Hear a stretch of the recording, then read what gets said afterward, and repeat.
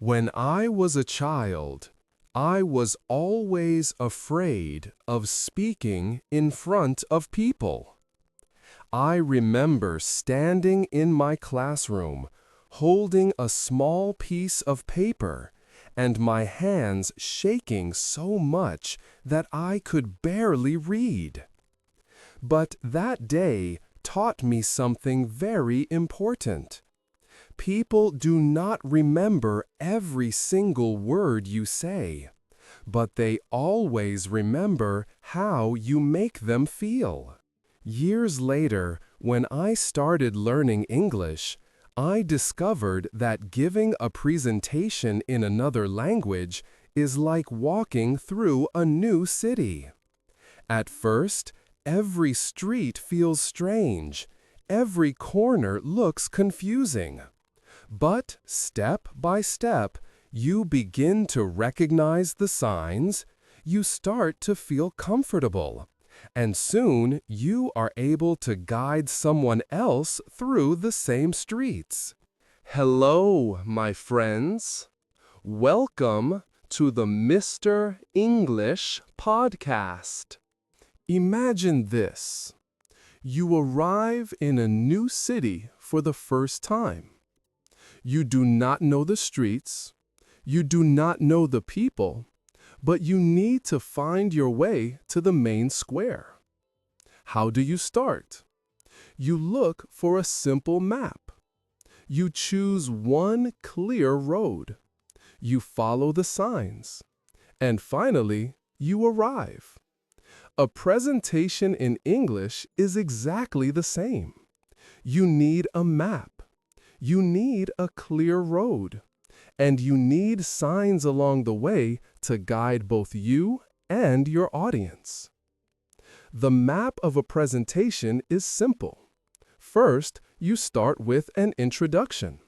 You tell people who you are and why you are here. Then you walk down the road of your main points, one step at a time, one street at a time. Finally, you arrive at the main square, which is your conclusion. When you know this map, you never feel lost. Let me tell you another story. A friend of mine, Anna, once had to give a short presentation at her work. She was so nervous that she could not sleep the night before. She told me, "I am afraid I will forget my words. I am afraid I will make mistakes in English." And I said, "Anna, you don't need to memorize every word. You only need to remember the road." So we sat down together and we wrote 3 simple signs for her road: introduction, main idea, conclusion. Under each sign, we added only 2 or 3 simple sentences. That was all. The next day, Anna gave her presentation. She smiled. She followed the signs, and at the end, people clapped. Not because her English was perfect, but because her message was clear. This is the secret of presenting in English. Clarity, not perfection. People do not care if your grammar is 100% correct. They care if they can follow your road. They care if you take them to the main square. So, how do we build this road? Let's think of it like telling a story. Every story has 3 parts: a beginning, a middle, and an end. If you think of your presentation as a story, it becomes much easier. For example, let's imagine I want to give a presentation about travel. I don't say, "Today I will speak about travel. Travel is important." That sounds boring. Instead, I start with a picture, a small story. Last summer, I got lost in a small town in Italy.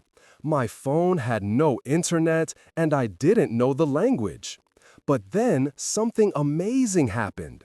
A local man came to me, smiled, and guided me to the train station. That moment taught me the power of human connection when we travel. Now my audience is listening. Now they want to hear more. That is the art of introduction. Start with something human, something emotional, something that connects. It can be a question. Have you ever felt lost in a foreign place? It can be a surprising fact. Did you know that more than 1 billion people travel abroad every year? Or it can be a short story, like mine. After the introduction, you move to the middle. The middle is the road with 3 or 4 simple signs. Not 10, not 20. Just 3 or 4. Why? Because people remember in threes. If you give them too many points, they forget. But if you give them 3, they remember. Let's go back to my travel story. After my introduction, I can say, today I want to share 3 reasons why travel is important. First, it teaches us new cultures. Second, it builds confidence. And third, it creates unforgettable memories. Simple, clear, memorable. Finally, the conclusion is where you arrive at the main square. You don't just stop suddenly. You slow down, you let the audience see the view, and then you leave them with a thought. For example, so, travel is not just about moving from one place to another. It is about connecting, growing, and remembering. That is why travel changes us forever. You see, it is just like a story. Beginning, middle, end. A map, a road, a destination. But here is the truth. Many people try to make their English presentations complicated. They think big words will impress people. They think long sentences will make them look smart. But actually, the opposite is true. The simpler your words, the stronger your message. Imagine you are explaining your idea to a child. If the child can understand, then everyone can understand. I remember once watching a scientist explain his research. His English was advanced, but very difficult. After 10 minutes, half of the audience looked bored. Then he said one simple sentence. In short, our goal is to make the air cleaner so our children can breathe better. Suddenly, everyone understood. Suddenly, everyone cared. That's what I want you to remember for your own presentation. Do not focus on perfect grammar. Focus on simple ideas. Do not try to look impressive. Try to be clear. Now, imagine yourself standing on a small stage, ready to speak. You look at the audience. You take a deep breath. And you remember your road. Beginning, middle, end. You smile. You start with a small story. You guide them through 3 simple points. And then you finish with a strong sentence. The audience claps. You walk away. You feel proud. That is the power of a clear presentation in English. But let's go even deeper. Imagine again that you are preparing for your presentation. You already know the map, beginning, middle, end. But now the question is, how do you walk on that road? How do you use your voice, your body, and your words so the audience stays with you? When I gave my very first English presentation at university, I made one big mistake. I spoke too fast. I thought speed would make me sound confident, but actually, it only made me sound nervous. Some people could not even understand my words. Afterward, one of my classmates told me, "You had good ideas, but you ran too quickly. We couldn't follow." That day, I realized something powerful. Speaking slowly is not weakness. Speaking slowly is strength. Think of your presentation as music. If you play every note too quickly, the song becomes noise. But if you slow down, if you add rhythm, pauses, and silence, then people start to listen. The same is true with English. A pause is not your enemy. A pause is your friend. It gives your audience time to think. It gives you time to breathe. And sometimes silence is the most powerful sentence of all. Let me give you a small picture. Imagine standing in front of your audience and saying, "The world is changing." Pause, and we must change with it. That pause, that silence, makes your words stronger than any long explanation. Another mistake I made when I was younger. I tried to hide my hands. I put them in my pockets or behind my back. But then I realized our body speaks louder than our words. If you stand tall, if you open your hands, if you move naturally, the audience feels your confidence. You don't need big dramatic movements, just small, natural gestures that match your words. For example, when you say 3 reasons, you show 3 fingers. When you say big change, you open your arms wide. Simple, natural, powerful. I once watched a man give a talk about leadership.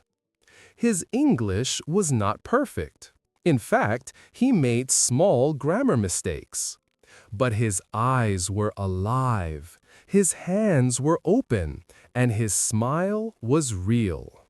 The audience loved him. Why? Because confidence is not about perfect language. Confidence is about connection. And connection comes from looking at people. Eye contact is magic. When you look into someone's eyes, even for just 1 second, they feel that you are talking to them, not just to the room. Of course, in English presentations, many learners look at the floor, at the ceiling, or at their slides. But if you want connection, lift your head, look at your audience, and smile. Even a small smile changes everything. Now, let's return to the road of our presentation. We know the map. We know how to walk. Slowly, clearly, with open gestures and eye contact. But what about the words themselves? How can we choose the right words for our English presentation? Here is a secret. Short sentences are your best friend. In your native language, you may use long, beautiful sentences. But in English, long sentences can trap you. You forget where you started. You lose your grammar, and your audience loses focus. But if you use short sentences, everyone wins. For example, instead of saying, I want to explain to you the reason why traveling is beneficial for the development of confidence in young people. You can simply say, travel builds confidence, especially for young people. Short, clear, strong. Think of your words as stones on the road. If you put too many stones, the road becomes heavy, difficult to walk. But if you choose only the important stones, the road is easy and beautiful. I remember one of my teachers once told me, "Your presentation is not about showing every detail you know. It is about guiding people from the start to the finish." That advice changed everything for me. I stopped trying to include every fact, every number, every detail. Instead, I focused on what my audience really needed to remember. And that is the art of simplicity. Let's imagine another small story. A young student, Mark, had to present in English about climate change. He prepared 20 slides full of numbers and difficult vocabulary. He memorized a long script. But during the presentation, he forgot one line, then another, then another. Soon, he felt lost. The audience also looked confused. Now, imagine a different version of Mark. This time, he uses only 3 points. First, climate change is real. Second, it affects us all. Third, we can do something together. Under each point, he tells a small example. No long words, no complicated slides, just a clear road. Which Mark do you think the audience remembers? Of course, the second one. So here is your lesson. Simple words, short sentences, clear points. And there is one more secret. Repeat your key message, but in different ways. Not like a robot. Not the exact same sentence again and again, but with variety. For example, if your message is, "Travel changes us," you can say, "Travel makes us grow." Later, you can say, "When we travel, we become different people." At the end, you can say, "Yes, travel truly changes us."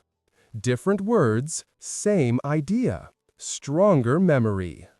Now, let me tell you something about mistakes. Many learners are afraid of making mistakes in English when presenting. They think the audience will laugh.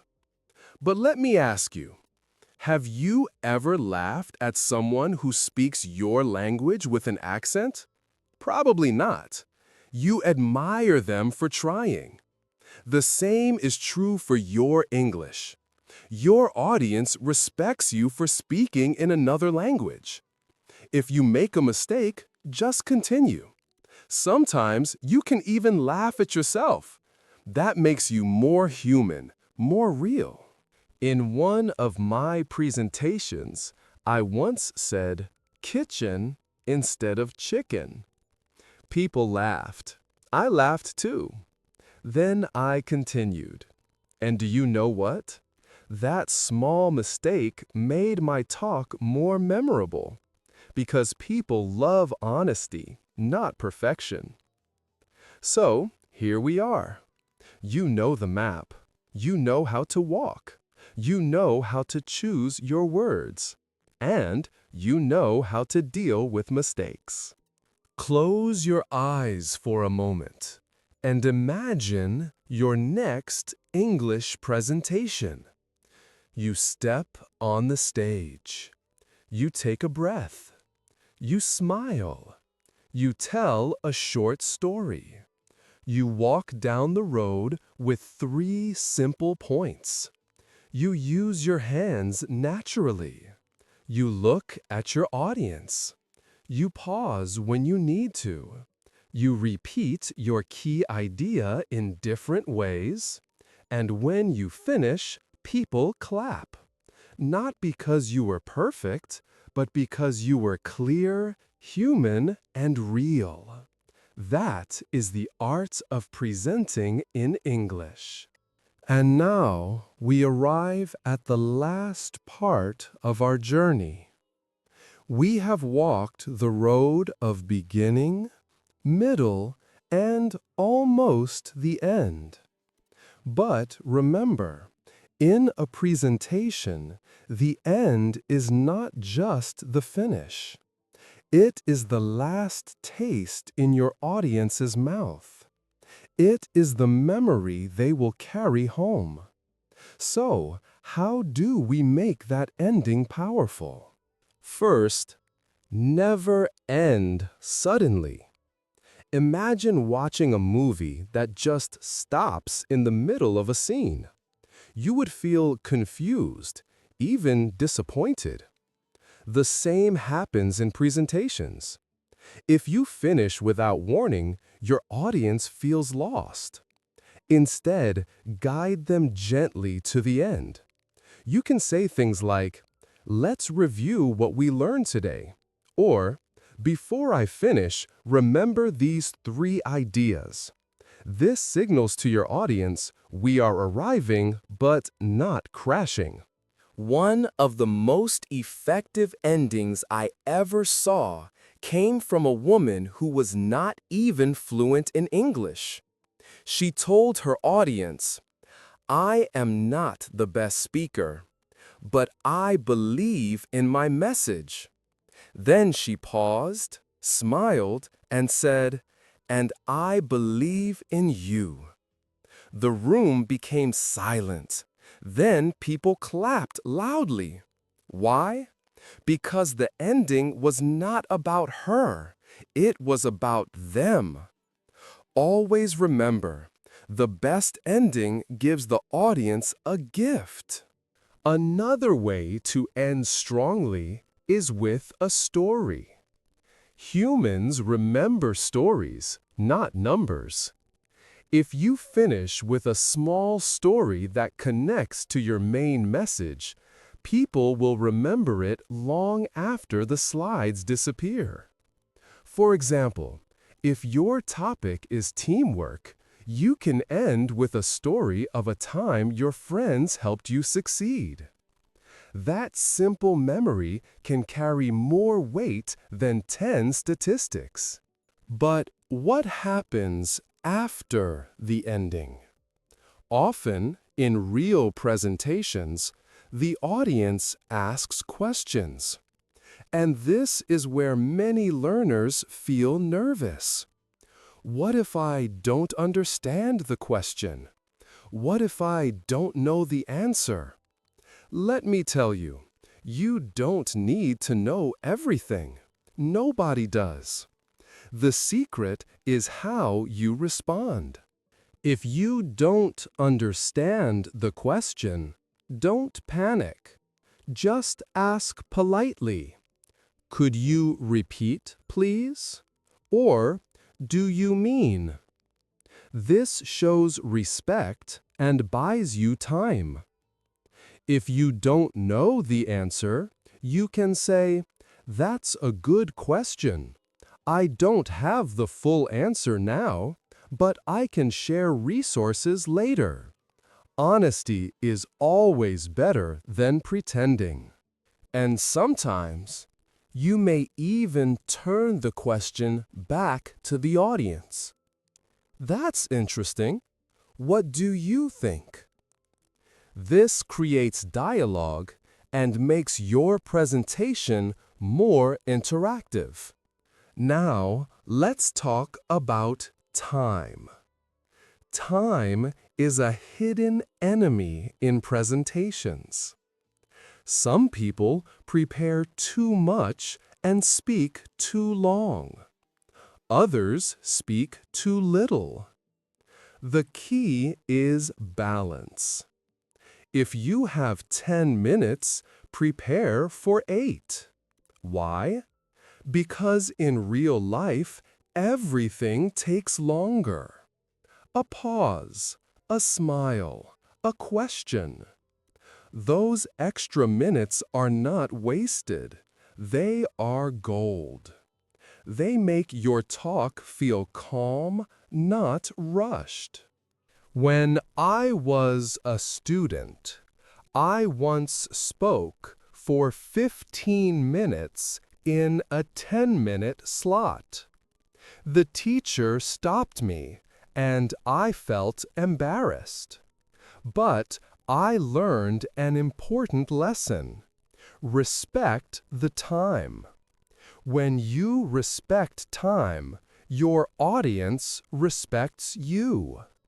So now, we stand at the final gate of our road. We have learned how to start with strength, how to walk with clarity, and how to end with power. But let's bring it all together. Imagine your next presentation again. You begin with a story. You share 3 clear points. You speak slowly, with pauses, with natural hands, with smiling eyes. You make small mistakes, but you continue. You keep your message simple and strong. At the end, you give your audience a gift, a story, a message, a hope. Then you answer questions with honesty, and you finish on time. That is not just a presentation. That is leadership. That is connection. That is English in action. So, my friend, let me leave you with this final thought. A presentation in English is not about perfect grammar. It is not about fancy words. It is about connection, clarity, and courage. If you bring those 3 things to the stage, you will succeed. And before we close, I want to invite you. Keep practicing with me. This is only the beginning of your journey. In the next episode, we will explore even more ways to grow your English and your confidence. But for now, take what you have learned today, use it, and see the magic happen. Thank you for staying with me on this journey. You are stronger than you think, and your voice in English deserves to be heard.